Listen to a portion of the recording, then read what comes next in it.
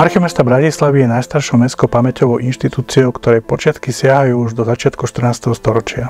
Fondy a zbierky archívu tvoria podstatnú časť kultúrneho dedičstva hlavného mesta Slovenskej republiky Bratislavy. V súčasnosti Archív mesta Bratislavy preberá, ochraňuje a sprístupňuje archívne dokumenty, ktoré vznikli z činnosti hlavného mesta Slovenskej republiky Bratislavy, magistrátu, jeho mestských častí, mestských organizácií a zároveň aj významných fyzických osôb. Archívne fondy a zbierky Archívu mesta Bratislavy majú rozsah takmer 8 bežných kilometrov. Pramene, ktoré Archív mesta Bratislavy ochraňuje a opatruje, sú nielen celoslovenského významu, ale dá sa povedať, že majú aj stredoeurópsky rozmer. Ide predovšetkým o to, že Bratislava bola v minulosti významným stredovekým centrom a od 16. storočia až do 19. storočia hlavným a korunovačným mestom Uhorského kráľovstva. Výnimočné je najmä zachovanie stredovekých listín a listov, ktorých je v archíve zachovaných viac ako 5000 exemplárov. Predstavuje to druhú najväčšiu zbierku stredovekých dokumentov na území Slovenska. Dôležité sú aj z toho hľadiska, že ide o dokumenty, ktoré sa týkajú predovšetkým dejín stredovekej Bratislavy. Ale samozrejme, môžeme tu poukázať aj ďalšie významné zachované časti, najmä predovšetkým z fondu magistrátu mesta, ako sú napríklad úradné knihy, ktoré máme zachované už od 14. storočia a ide o jedny z najstarších zachovaných úradných kníh v rámci celého Uhorska. Pri historickom výskume hrajú veľmi dôležitú úlohu nielen listiny, úradné knihy, ale aj ďalšie dokumenty, ktoré vznikli z činnosti mestských orgánov, ako aj orgánov verejnej správy po roku 1945. Práve štúdiom všetkých dokumentov vieme dospieť k nejakému základnému výsledku pri aj bádaní hudobných dejín Bratislavy. Neopomenuteľným archívnym fondom, bez ktorého sa nedá začať robiť historický výskum k dejinám Bratislavy, je fond magistrátu mesta Bratislavy. Ide o jeden z najväčších fondov, ktorý sa v tomto archíve nachádza a je dôležité aj z toho hľadiska, že Mestská rada bola jedným z kolektívnych mecenášov hudobnej kultúry v Bratislave. Rôzne zachované dokumenty, ako sú testamenty, zmluvy, písomnosti, listy, možno aj dokumenty menej formálneho charakteru, poukazujú na bohatstvo hudobnej kultúry v živote mesta v minulosti. Niekedy aj samotné archívne dokumenty vedia byť prameňom hudobným dejinám, ako je napríklad väzba pergamenová jednej z úradných kníh, kde boli sekundárne použité notové záznamy, pravdepodobne zo 16. storočia. V rámci fondu mestského magistrátu hrajú veľmi dôležitú úlohu práve účtovné knihy mesta, zvané komorné knihy. Obsahujú mestské účtovníctvo od približne prvej polovice 15. storočia až do 19. storočia. Ide o jeden z najzachovalejších celkov účtovníctva zachovaných vo všeobecnosti v rámci územia Slovenska. V účtovných knihách sa vieme dozvedieť aj množstvo údajov o mestských hudobníkoch, ktoré mesto vyplácalo.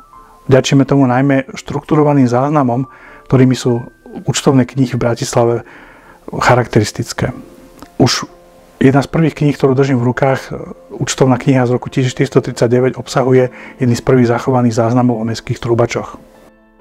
Aj v ďalších knihách sa vieme dozvedieť množstvo údajov o mestských hudobníkov, ktorých vieme sledovať práve vďaka účtovníctvu, kedy sa vlastne vyskytli a kedy ich mesto začalo financovať.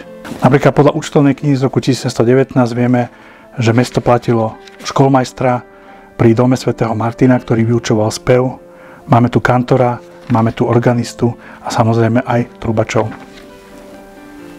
Osobitnú úlohu, najmä čo do zachovania fondov týkajúcich sa hudobnín, má v rámci archívnych dokumentov uložených v archíve mesta Bratislavy práve archívny fond Cirkevného hudobného spolku. Spolok vznikol v roku 1828, respektíve v roku 1833 a je to jeden z najstarších cirkevných hudobných spolkov v rámci celého územia Slovenska. Dá sa povedať, že Cirkevný hudobný spolok bol jeden z prejavov spolkového života, ktorým sa začala formovať mešťanská spoločnosť, alebo respektíve neskôršie občianska spoločnosť v rámci krajiny. Fond Cirkevného hudobného spolku obsahuje nielen dokumentáciu k činnosti spolku, ale predovšetkým rozsiahly notový materiál. Ten je zachovaný takmer v 500 krabiciach a obsahuje vlastne repertoár hudby, ktorá sa v tomto spolku hrala a ktorú využívali kapelmajstri. Tento materiál je využívaný aj badateľmi pri interpretácii danej hudby a je využívaný aj v rôznych nahrávkach, ktoré vyhotovujú sa potom na koncertoch alebo v rámci štúdií. Súčasťou Cirkevného hudobného spolku sú aj rôzne plagáty na koncerty a samozrejme materiál, v ktorom sú uvedené údaje o spolkovej činnosti, či už sú to štatúty alebo zoznamy členov.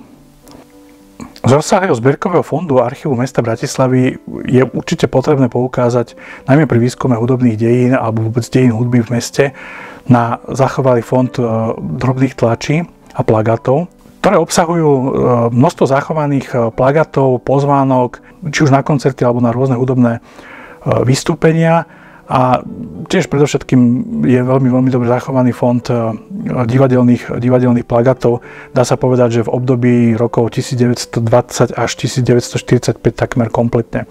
Tieto plagáty sú zachované v rozsahu niekoľko tisícok kusov, ktoré archív ochraňuje. Ide jeden z najbohatších fondov v rámci plagátov. A čo teda je potrebné poukázať, tak skutočne práve vďaka činnosti mesta, ktoré kontrolovalo, aké vlastne plagáty, aké vystúpenia budú, máme dodnes vlastne túto zbierku zachovanú. Ostatné zbierky hudobnín, či už sú to koncertné programy alebo vyšlené špecifické zbierky hudobnín, tvoria veľmi bádanú a veľmi využívanú súčasť a v jej rámci môžeme vidieť rôznorodný materiál, nielen notový, ale aj písomný, sú tam rôzne zlomky, korešpondencií, partitúr, sú tam rôzne úradné aj účtovné knihy, ktoré nejakým spôsobom dokladajú hudobný život alebo výrobu hudobných nástrojov v rámci Bratislavy. Mimoriadne zaujímavé a vzácne sú najmä knihy bratislavského výrobcu a vynálezcu hudobných nástrojov Franza Šolnasta z rokov 1814 až 1859. Šolnastové nástroje napríklad používala aj vojenská hudba v rámci Habsburskej monarchie. Medzi fondami, ktoré obsahujú hudobný materiál, má špecifické postavenie osobný fond Jána Nepomuka Batku. Ján Nepomuk Anton Batka sa narodil dňa 4. októbra 1845 v Bratislave ako najstaršie dieťa hudobníka z Čiech a matky z Talianska. Okrem úradných funkcií bol Batka veľmi činný v umeleckej a kultúrnej oblasti prešporského života. Bol aktívnym členom viacerých spolkov.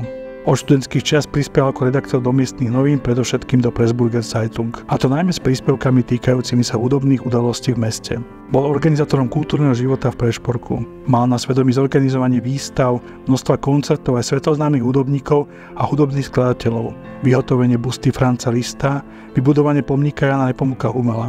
V jeho bohatej korespondencii preto môžeme nájsť zvučné mená ako grof Géza Ziči, známy uhorský jednoruký pianista a hudobný skladateľ, či prešporská rodáčka, hudobná skladateľka a pianistka grofka Štefania Wurmbrand Stupach, alebo klavírny virtuós Charles Forster, kapelník Josef Tart Laforest, miestna spevačka Fanny Kováčová a ďalší. Udržiaval písomný styk aj so zahraničnými skladateľmi a interpretmi, baronom Hansom von Bülow, Modestom Iličom Čajkovským, Claudom Debussym, Nikolajom Andrejevičom Rímsky-Korsakovom, Klárou Schumannovou a inými. Nad všetkými vynikajú dve mená, Richter a Liszt.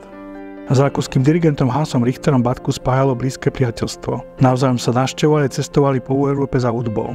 Vďaka Richterovi sa dostal do Ruska, kde sa oboznámil s ruskou hudobnou produkciou obdobia neskorého romantizmu a priniesol ju do Prešporka. Rodinným známym sa stal aj svetoznámy skladateľ a klavírny virtuós Franz Liszt. Nie nadarmo Batku muzikolog Zdenko Nováček označil za najväčšieho propagátora Lisztovho diela. Pre širokú badateľskú verejnosť má osobný fond Jána Nepomuka Batku veľký význam, predovšetkým z dôvodu, že umožňuje nahliadnúť do zákuliska európskej a ruskej vážnej hudby z vrcholne až neskôr romantického obdobia. Osobný fond tak už prešiel rukami mnohých hudobných historikov a muzikológov. Pohľadnica od Štefanie Wurmbrand je fotkou. Na texte napísané: Ježiš povedal, poslední budú prvými, niektorí už sú, a aj jej podpis. S postavou Hansa Richtera nás spája aj foto z hudobných slávností v Bajrote, či meno slávnostnej večere organizovanej anglickou kráľovnou v roku 1885. List od Modesta Čajkovského, brata Petra Iliča Čajkovského, ktorý komunikoval s Batkom po francúzsky, je z roku 1902 a Čajkovský v ňom Batkovi ďakuje za zasielanie recenzií z uhorských novín a spomína aj itinerár o jeho prípadnej návšteve Pešti. Predstavili sme vám časť archívnych dokumentov, ktoré sa týkajú dejín hudby a sú uchovávané v archíve mesta Bratislavy. Hudobnovedný výskum má pritom v tomto archíve dlhú tradíciu a vzniklo tu už niekoľko desiatok štúdií, ako aj monografií. Z tých novších by som upriamil pozornosť najmä na kolektívne dielo, ktoré vzniklo pod vedením profesorky Kalinálovej Bartovej a týka sa dejín hudby v Bratislave do roku 1918. Tešíme sa na vašu badateľskú návštevu a srdečne vás pozývame badať v našom archíve.